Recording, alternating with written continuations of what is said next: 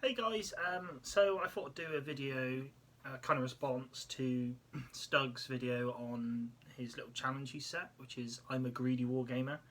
Um, I've seen British Legion's done his video, so I thought I'd jump in and join in. I wanted to do one straight away when Stug released his video, but I just haven't. But yeah, so I've made some points, so I'll just go over it now. So to start with, first question was what period would I want to be doing next, sort of thing, or what period I've always wanted to do.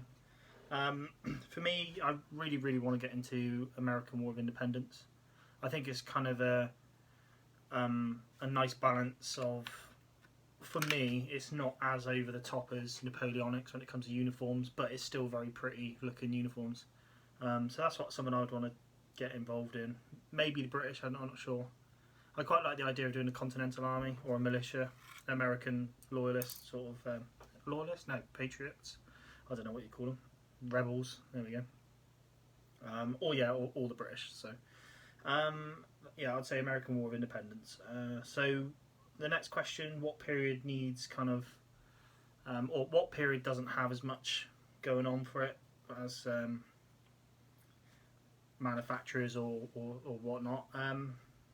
I think personally, I feel like Vietnam War. It'd be nice to see more about that because it's kind of quite an interesting war, the Vietnam War.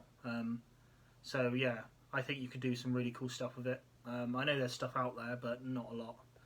We were talking on our live stream the other day actually about some kind of Vietnam stuff. How cool it would be to kind of have the helicopters dropping units off, flying away, and you can kind of use those sort of cool mechanics of deployment zones and stuff like that, or landing in a hot landing zone, you know, sending your helicopters in under fire and stuff. I thought that'd be quite cool. Also, Vietnam's kind of got this cool dude sort of vibe to it when it comes to like the US soldiers and stuff like that, the air cav. You know, they've all kind of written on their helmets and they're all,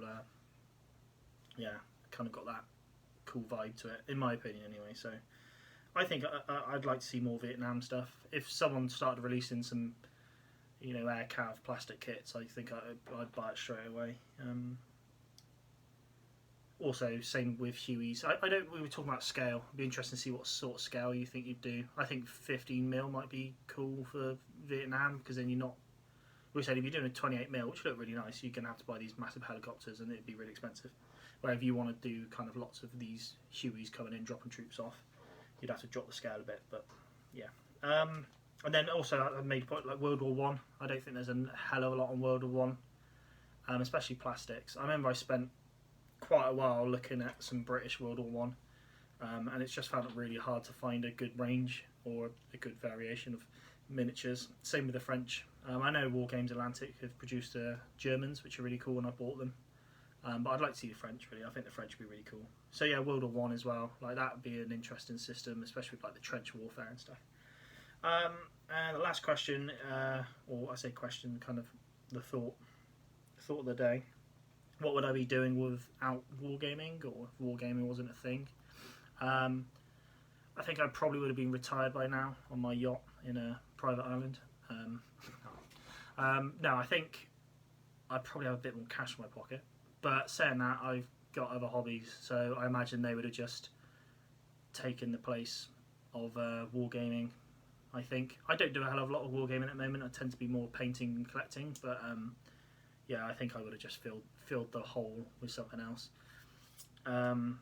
So yeah, apart from that, yeah, I think maybe I wouldn't spend as much money on my hobbies as I would have wargaming, so I'd have a bit more money. But yeah, so that's my kind of little challenge. So cheers, Doug, for setting it. It's quite a cool one. I'll be looking forward to seeing and hearing everyone else's thoughts on it. So yeah, so cheers, guys. See you soon.